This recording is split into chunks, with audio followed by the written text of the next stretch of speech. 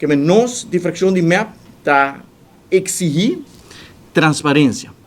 Pueblo quer saber como ela paga para viagem, que dia ela paga para viagem, quanto é viagem aqui a custa e de como ela opta para o uso de jet privado para baixo corso. Que nós queremos que essa aqui não, a pergunta não, hope, fácil para contestar se de verdade uma pessoa abrir, transparente e honesto. E é mas leu nós compreender que o avião que a ser usar, um avião que não pode usar comercialmente, que a trobe, segundo nós, ministro Gelincros, a volve ganha nós.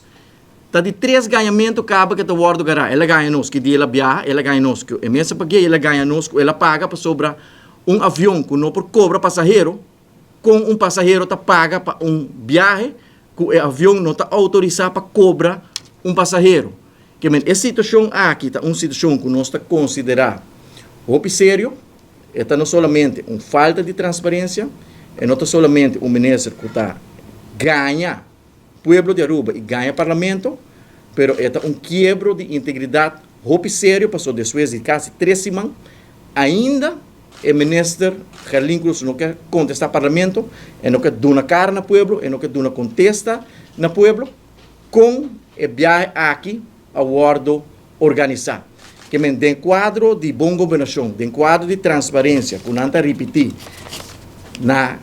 praticamente cada página de um programa de governação não está referindo a palavra transparência. Então, a que você tem governo, você está praticar isso aqui. Tem um escondimento de informação, nós não sabemos.